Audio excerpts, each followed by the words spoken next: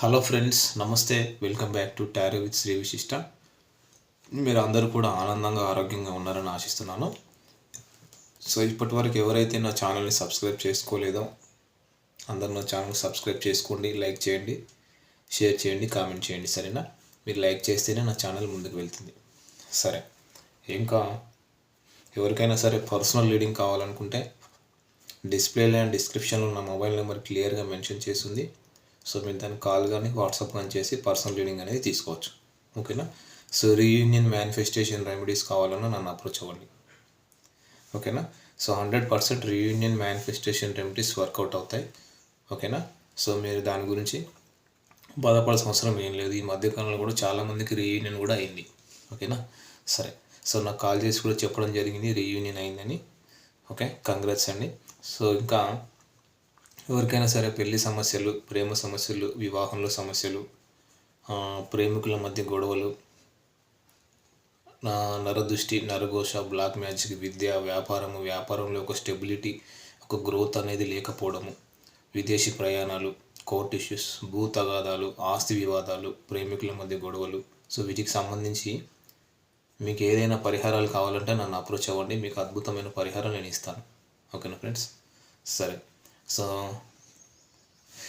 మరి ఈరోజు రీడింగ్ మనం చూద్దాం. ఈరోజు రీడింగ్ ఏంటంటే, అసలు మీ పర్సన్ మీ దగ్గరికి రావాలనుకుంటున్నారా, లేదా అసలు మీ పర్సన్ మీ దగ్గరికి రాకపోవడానికి గల కారణాలు ఏంటి? మీ పర్సన్ మీ దగ్గరికి రాకపోవడానికి గల కారణాలు ఏంటి? మీ పర్సన్ మీ దగ్గరికి ఎందుకు రాలేకపోతున్నారు? ఈరోజు వీడియోలో మనం చూద్దాం. ఓకేనా? లేదంటే ఎవరు ఆపుతున్నారు, అబ్స్టాకిల్ ఎవరు? మీ పర్సన్ మీ దగ్గరికి రాకపోవడానికి గల కారణాలు ఏంటి? ఎవరైనా ఆపుతున్నారా? మరి ఏంటి? ఈరోజు రీడింగ్లో చూద్దాం.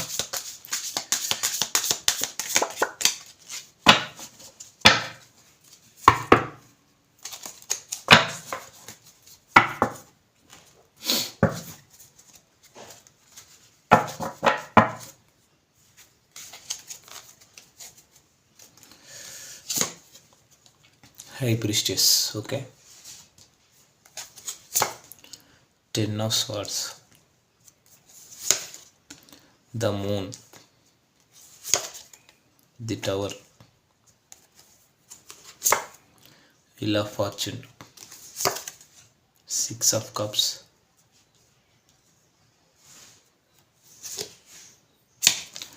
9 of Cups. ఓకే, ఈ కార్డ్స్ నేను క్లారిఫై చేస్తాను. సరేనా? సో ఇక్కడ ఏంటంటే క్లియర్గా మనకు కనిపించే ఎనర్జీ, సో డెఫినెట్గా ఇక్కడ హై ప్రిస్టిస్ కార్డ్తోని ఇక్కడ so attractive and secretive, knowledgeable, mentally disturbed, intuitive అన్నమాట. అంటే ఇక్కడ మీరు చాలా గుట్టు వ్యక్తి, అంటే చాలా సీక్రెట్స్ దాస్తుంటారన్నమాట. మీరు చాలా గుట్టి వ్యక్తి, అంటే తన ముందు ఒకలాగా వెనకాల ఒకలాగా బిహేవ్ చేస్తున్నారా, అంటే తెర ముందు ఒకలాగా తెర వెనకాల ఒకలాగా ఉన్నారు మీరు అనేది ఈ పర్సన్ ఫీల్ అవుతున్నారు. అంటే మిమ్మల్ని, అంటే మీ మీద సస్పీషియస్ అన్నమాట. సస్పీషియస్, అపనమ్మకం కనబడుతుంది. మేబీ తనకి బ్లాక్ మ్యాజిక్ ఇష్యూస్ సమ్ అట్లాంటివి అనే డౌట్ కూడా ఉంది తనకి. సో అంటే ఇక్కడ మీరు నమ్మదగిన వ్యక్తి కాదు అని కూడా అర్థమవుతుంది. కొంతమందిలో ఎలా ఉందంటే, ఇక్కడ మీరు చాలా ఇంట్యూటివ్ పర్సన్. తను ఎన్ని అబద్ధాలు చెప్పి దాచినా కూడా మీరు కనుక్కోగలరు. అంటే తను నిజం చెప్తున్నారా, అబద్ధం చెప్తున్నారా అనేది కూడా మీరు కనుక్కోగలరు. మీకు చాలా అంటే మీరు చాలా ఎమోషనల్ పర్సన్ అని కూడా అర్థమవుతుంది. మీరు ఈ పర్సన్ తోటి పైకి ఎమోషనల్గా నటిస్తూ ఇంటర్నల్గా ప్రాక్టికల్ పర్సన్ అని కూడా అర్థమవుతుంది. అండ్ మీరు హిడెన్ సీక్రెట్స్ ఏవో ఉన్నాయి మీలో, అవి మీరు చెప్పట్లేదు. మీరు చాలా రహస్యాలు దాస్తున్నారు అనేది తనకు అర్థమవుతుందంట. ఏం సీక్రెట్స్ దాస్తున్నారండి?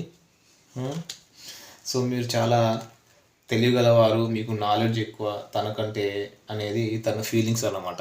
సో ఓవరాల్గా ఏంటంటే మీరు ఏదో రహస్యాలు దాస్తున్నారు అనేది అయితే వీళ్ళ ఇంటెన్షన్. సో మరి ఏం రహస్యాలు దాస్తున్నారు?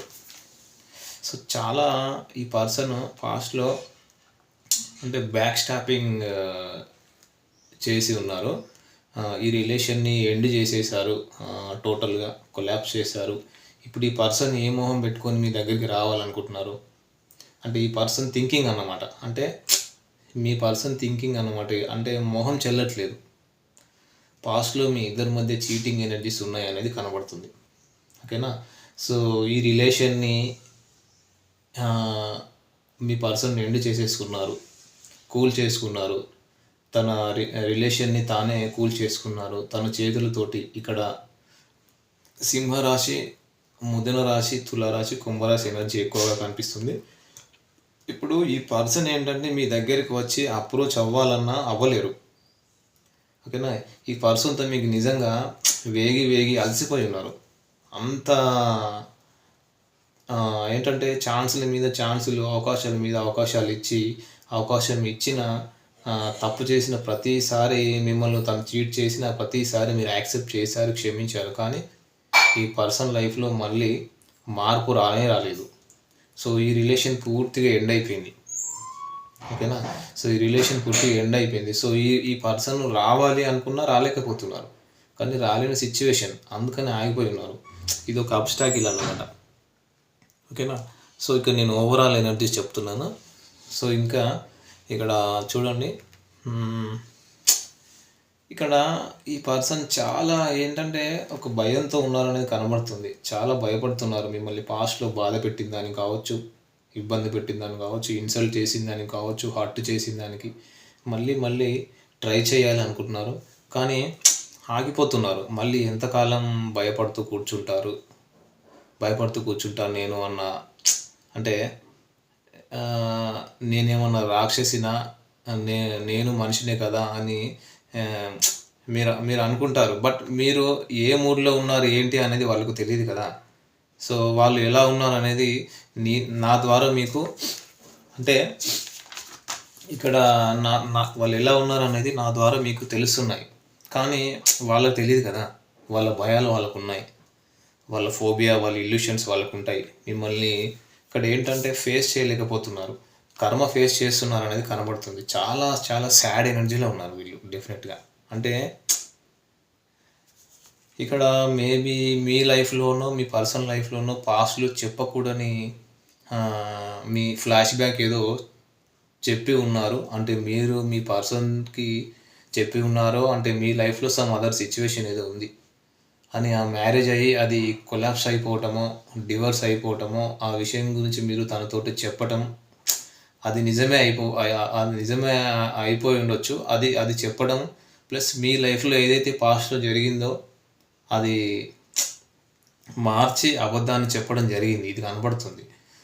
అంటే మేబీ ఈ ఎనర్జీస్ మీవా, మీ పార్ట్నర్వా, మీ పర్సన్ ఇలా చెప్పి ఉండవచ్చు.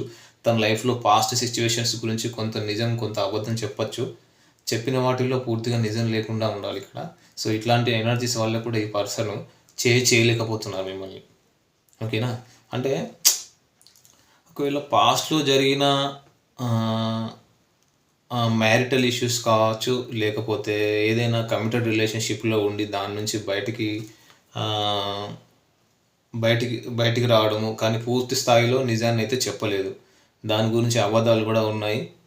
సో అది కూడా మీకు తర్వాత తెలిసినట్టుంది. దాని మూలాన కూడా మీ పర్సన్ మిమ్మల్ని చేయలేకపోతున్నారు. అందుకని ఇక్కడ నో కాంటాక్ట్ సపరేషన్ అనేది క్లియర్గా కనబడుతుంది. ఓకేనా. సో ఇంకా అంటే ఈ పర్సన్ లైఫ్లో ఇక్కడ డెఫినెట్గా అంటే ఇక్కడ లేకపోతే మీరన్నా ఇక్కడ ఈ పర్సన్ లైఫ్లో ఫ్యామిలీ ఓరియంటెడ్ పర్సన్ ఈ పర్సన్ ఫ్యామిలీ ఓరియంటెడ్ పర్సన్ అయి ఉండవచ్చు, లేకపోతే మీరన్నా ఫ్యామిలీ ఓరియంటెడ్ పర్సన్ అయి ఉండవచ్చు. మీరు ఆల్రెడీ మ్యారీడ్ అయి ఉండవచ్చు. సో మీ మ్యారిటల్ లైఫ్లో మీ ఫ్యామిలీతో తప్ప బయటికి ఎక్కడ అందుబాటులో లేని వ్యక్తి, బయటికి ఎక్కడ సొసైటీ ఏంటి, ఇవన్నీ ఏంటి అని మీకు తెలియని వ్యక్తి. సో ఇలాంటి వారు ఉండరు అని తెలియని వ్యక్తి అన్నమాట. సో మీరు బయట ప్రపంచంలో మింగిల్ కాలేరు అలాంటి పర్సన్ మీరు. అంటే ఇది మీరైనా అయ్యుండవచ్చు, మీ పర్సన్ అయినా అయ్యుండవచ్చు. అంటే బయట ఎవరితో మింగిల్ అవ్వలేరు అలాంటి ఎనర్జీస్. ఇది కూడా ఒక బ్లాకేజ్ అండి.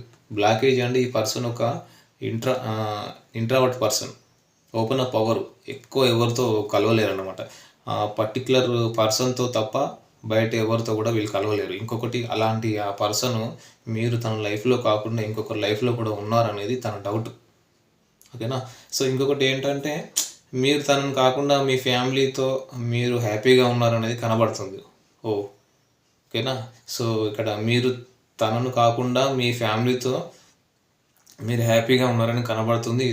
ఇదొక బ్లాకేజ్. తనను కాదు అని తనను చీట్ చేస్తున్నారు. మీరు మీ ఫ్యామిలీతోనో మీ పేరెంట్స్తోనో మీరు హ్యాపీగానే ఉండి, లేదా మీ లైఫ్లో ఏదైనా థర్డ్ పార్టీ సిచ్యువేషన్ ఉంటే మీరు వాళ్ళతో కూడా హ్యాపీగా ఉన్నారు, ఈ పర్సన్ని చీట్ చేస్తున్నారని నమ్ముతున్నారు వాళ్ళు.